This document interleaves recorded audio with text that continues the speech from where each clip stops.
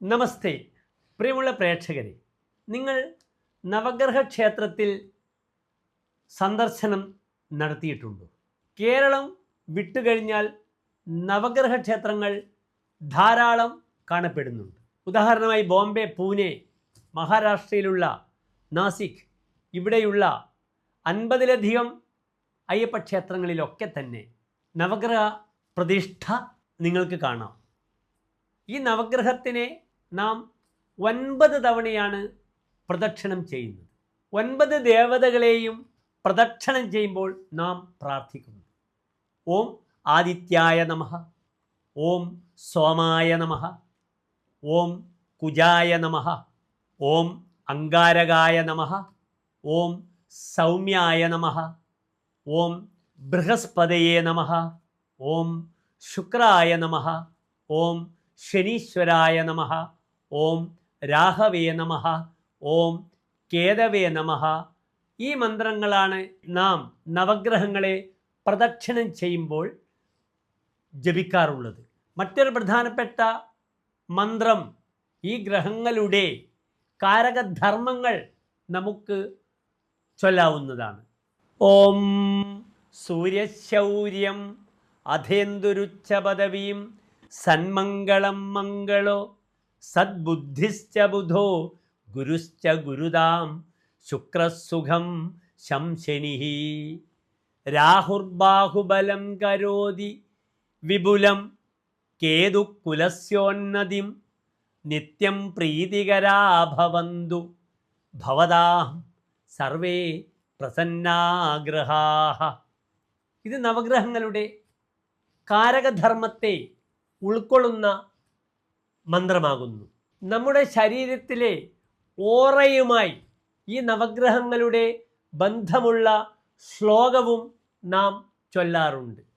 ഓം ആധാരേ പ്രഥമേ സഹസ്രകിരണം താരാധവം സ്വാശ്രയേ മാഹേയം മണിപൂരകേ ഹൃദിബുധം കണ്ഠേജ വാചസ്പതിം ഭ്രൂമധ്യേ ഭൃഗുനന്ദനം ദിനമണേ പുത്രം ത്രികൂടസ്ഥലേ നാഡീമർമ്മസു രാഹുകേതു ഗുളികാൻ നിത്യം സ്മരാമ്യായുഷേ.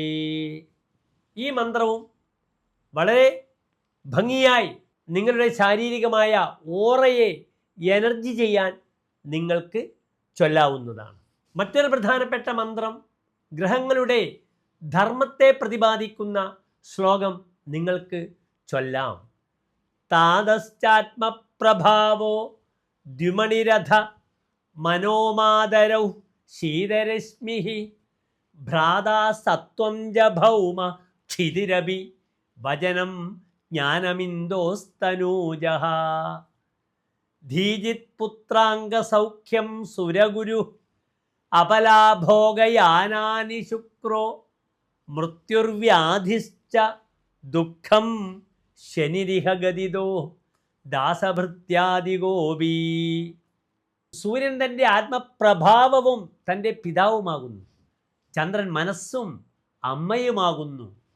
ചൊവ്വയാണെങ്കിൽ തൻ്റെ സത്വം, ധീരത, സഹോദരങ്ങൾ, ഭൂമിയും. ബുധനാണെങ്കിലോ വചനവും വാക്കും അറിവും. വ്യാഴമാണെങ്കിൽ ബുദ്ധി, കീർത്തി, സന്താനങ്ങൾ. ശുക്രനാണെങ്കിൽ സ്ത്രീ, ഭോഗസുഖങ്ങൾ, വാഹനങ്ങൾ. മരണം, ക്ലേശങ്ങൾ, ദുഃഖം. ഇതൊക്കെ ശനിയും ദാസഭൃത്യന്മാരും ചിന്തിക്കപ്പെടേണ്ടുന്നു. അങ്ങനെ ഈ ശ്ലോകങ്ങളൊക്കെ നിങ്ങൾ പഠിച്ച് നവഗ്രഹ പ്രദക്ഷിണം 9 തവണ നിങ്ങൾ ചെയ്യണം. ഈ നവഗ്രഹ ക്ഷേത്രങ്ങളിലൊക്കെ നവഗ്രഹങ്ങളുടെ അർച്ചനകളുണ്ട്. മൊത്തത്തിൽ നവഗ്രഹ പൂജ അവിടെയുണ്ട്. അല്ലാതെ തന്നെ ഓരോ ഗ്രഹങ്ങൾക്കും നിങ്ങൾക്ക് നവഗ്രഹ പൂജ അല്ലെങ്കിൽ അർച്ചന നിങ്ങൾക്ക് ചെയ്യാം. ഈ നവഗ്രഹങ്ങൾ ഏതു ഭാഗങ്ങളിലാണ് അഭിമുഖമായി സ്ഥിതി ചെയ്യുന്നതെന്ന് നിങ്ങൾ അറിയണം.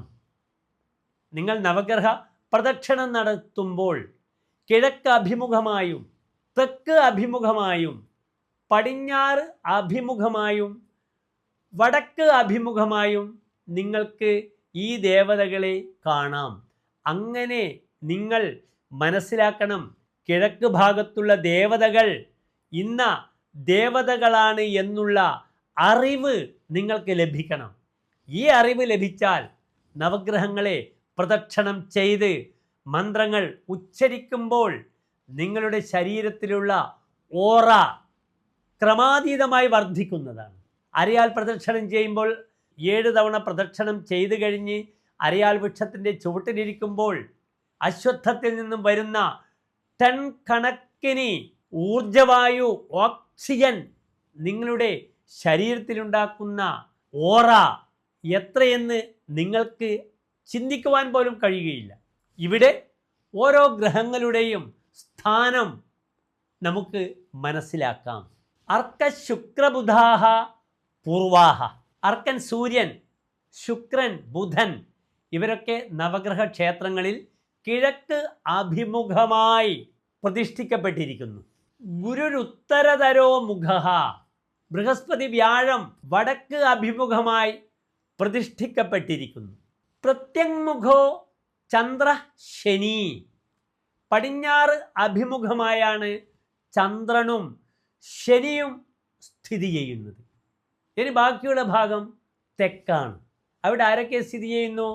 ചൊവ്വയും രാഹുവും കേതുവും തെക്ക് അഭിമുഖമായി പ്രതിഷ്ഠിക്കപ്പെട്ടിരിക്കുന്നു.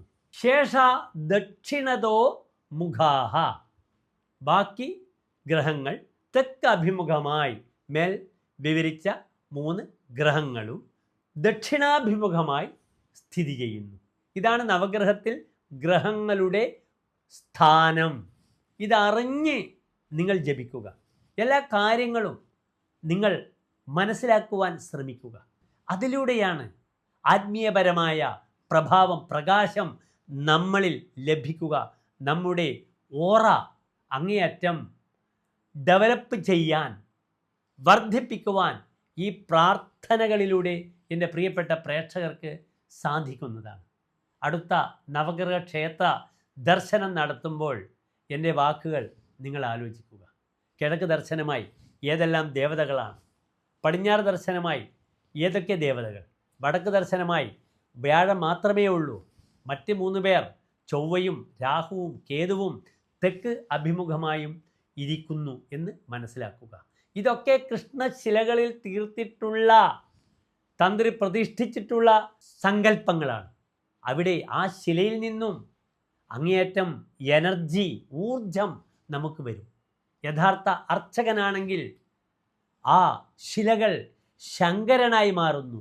അർച്ചകസ്യ പ്രഭാവേന ശിലാഭവതി ശങ്കരഃ. യഥാർത്ഥ പൂജകൻ്റെ പൂജയിലൂടെ കേവലം ഒരു കല്ല് പ്രാണപ്രതിഷ്ഠ നടത്തി പ്രതിഷ്ഠിച്ചാൽ അത് ശങ്കരനായി, ശക്തനായി തീരുന്നു. അർച്ചകസ്യ അപ്രഭാവേന ശങ്കരോ ഭവതി ശില.